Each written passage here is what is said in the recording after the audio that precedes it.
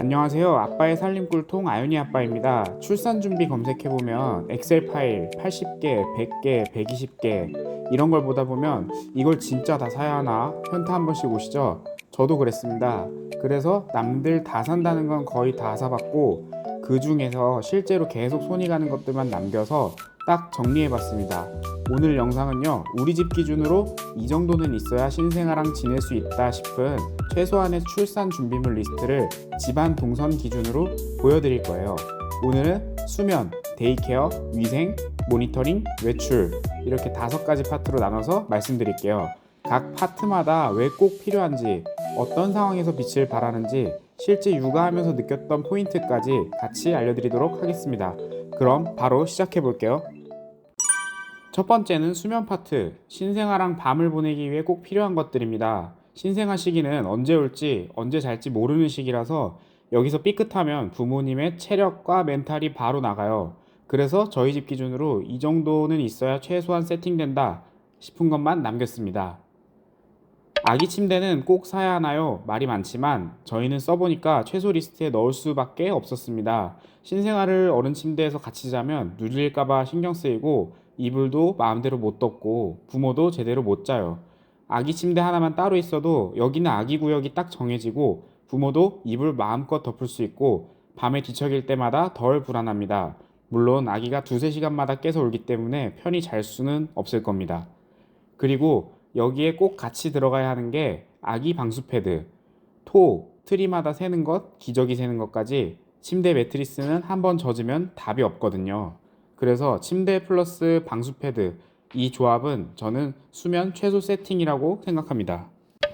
신생아는 아직 자기 몸을 잘 못 다뤄서 잠들다가도 스스로 놀래서 깨는 경우가 많아요. 그래서 몸을 포근하게 감싸주는 것들이 꼭 필요합니다. 속삭에는 팔과 다리가 자율분방한 아기를 부드럽게 감싸서 안정감을 줍니다. 집마다 개수는 다르겠지만 최소한 서너 개는 꼭 있어야 빨래 돌리는 와중에도 쓸 수 있습니다. 손싸개는 얼굴 긁는 걸 막아줍니다. 실제로 자기 팔과 손을 마음껏 움직이다가 손톱에 긁혀서 상처나 있는 걸 보면 속상함과 동시에 이래서 손싸개가 필요했구나 싶어요. 스와드럽은 똑딱이나 지퍼만 올리면 끝이어서 새벽 수유 끝나고 눈이 감긴 상태에서도 쓸 수 있는 아이템입니다. 저희는 속사계에서 스와드럽으로 갈아타는 과정을 거쳐서 아기가 편하게 잘 수 있도록 도와줬어요. 이 3가지는 아기가 좀 더 오래 깊게 잘 수 있도록 도와주는 수면 기본 패키지라고 보시면 됩니다. 신생아 제육에는 머리를 한쪽 방향으로만 눕는 걸 덜하게 해주고 몸을 안정적으로 받쳐줘서 처음에 자세 잡아줄 때 도움이 됩니다.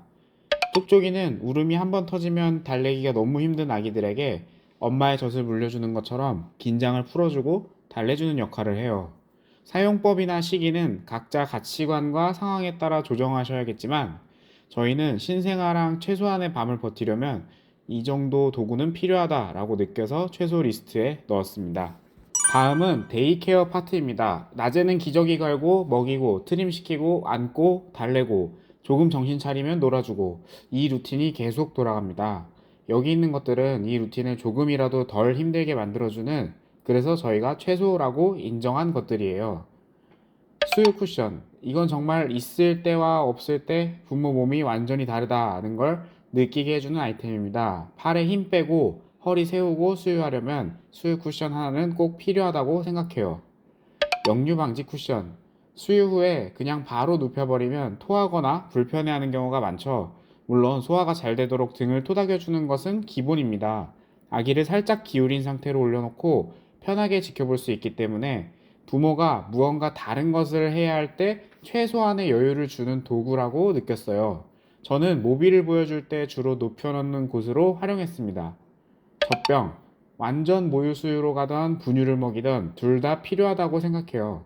모유수유 하시는 분들도 유축해 두었다가 유축한 모유를 먹이는 경우도 많거든요. 수유 계획이 어떻게 바뀌든 최소 두세 개는 꼭 필요하다고 봅니다. 수유등. 새벽에 방 불을 확 켜면 아기도 깨고 부모도 다시 잠들기 힘들죠. 수유등 하나만으로 밤 시간이 훨씬 부드러워집니다. 눈부시지 않게 아기 상태만 확인할 수 있는 은은한 조명은 정말 필수에 가까운 존재였어요. 기저귀 가리대는 허리를 살려주는 아이템입니다. 바닥이나 침대에서 계속 갈다 보면 어느 순간 허리가 완전히 나가요. 기저귀 가리대가 있는 집과 없는 집은 피로도가 크게 다를 겁니다. 기저귀를 편하게 가는 것도 좋지만 좌우로 아기 옷을 걸거나 기저귀를 넣고 각종 아기 용품을 담아주는 수납 정리의 역할을 해주는 것이 또 크게 한몫합니다.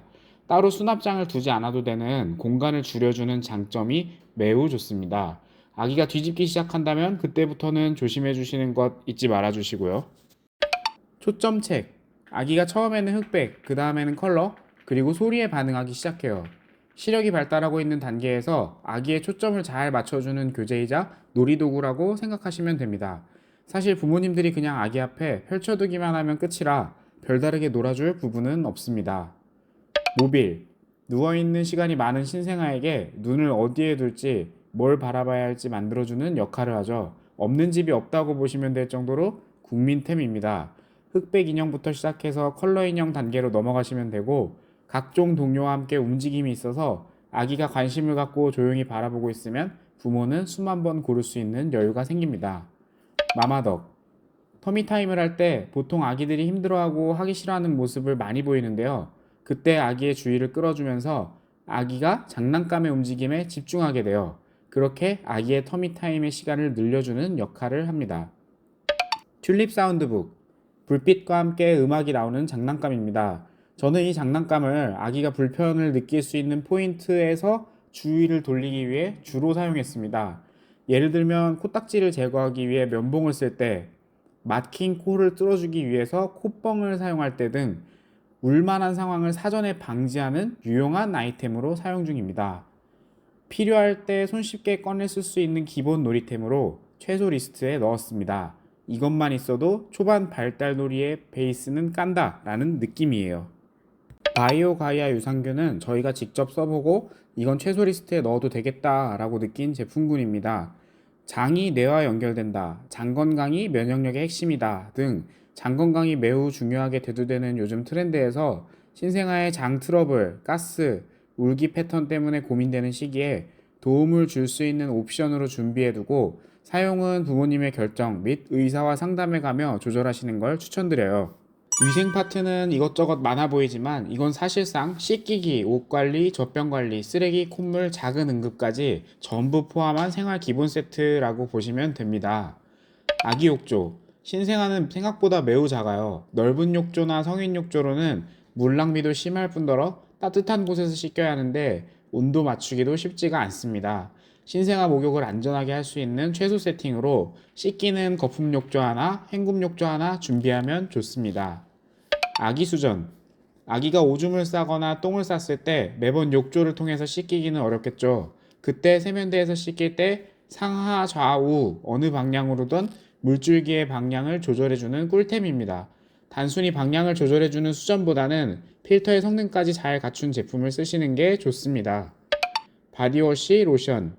아기 피부는 정말 예민해서 성인용으로는 어떤 자극이 생길지 모르겠죠. 성분이 안전하고 순한 제품 위주로 골라주셔야 하고 세정과 보습은 기본, 위생의 핵심이라 최소 리스트에 당연히 포함됐고요. 손수건, 천기저귀. 이 두 가지는 숫자로 승부 보는 템이에요. 목욕, 수유, 침, 토, 콧물 하루 종일 닦다 보면 빨래 돌리기 전에 이미 다 떨어집니다.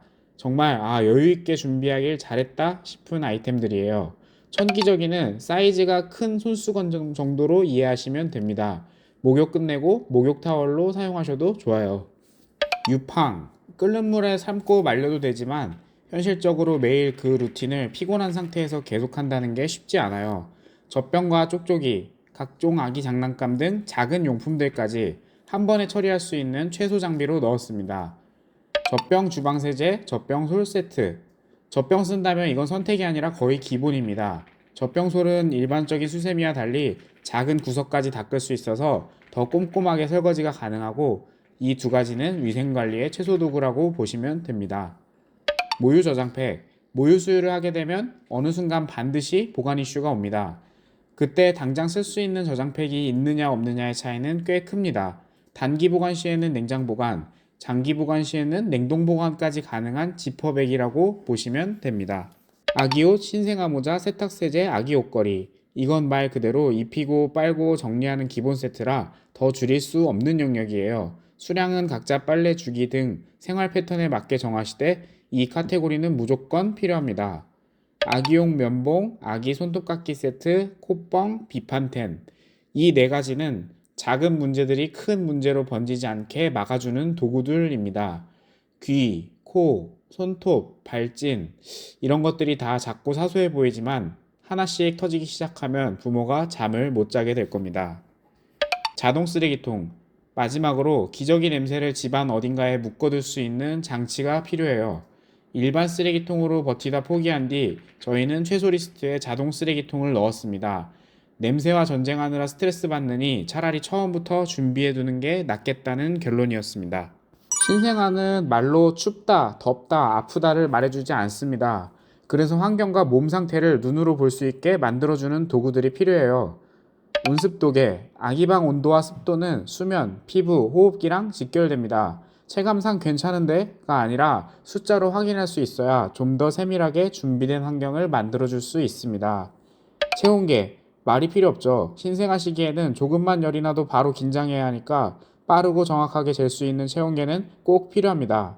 홈캠, 다른 방에 있을 때도 아기가 잘 자고 있는지, 숨소리는 괜찮은지 화면으로 한 번씩 볼 수 있는 장치입니다. 특히 밤에 잠깐 나왔을 때, 마음이 계속 아기 방에 가 있을 때 홈캠이 큰 도움을 줍니다. 이 세 가지는 아기와 집 상태를 숫자와 화면으로 모니터링하는 최소 세트라고 보시면 됩니다. 마지막은 외출 파트입니다. 아기띠, 집안에서도 집 밖에서도 두 손을 자유롭게 만들어주는 도구예요. 엘리베이터, 병원, 동네 마트, 어디를 가든 아기띠는 거의 항상 먼저 들고 나가게 됩니다.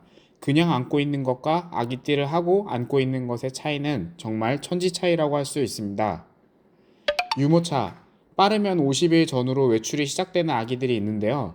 신생아 단계에서 조금 더 커가면서 외출 시간이 늘어나면 부모의 팔이 버틸 수가 없습니다.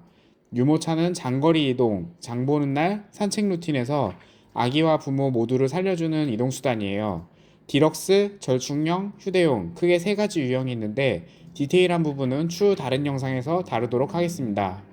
아기띠와 유모차 이 두 가지는 언제든 집 밖으로 나갈 수 있는 준비가 되어 있는가를 결정해주는 최소 외출 장비 세트라고 보시면 됩니다.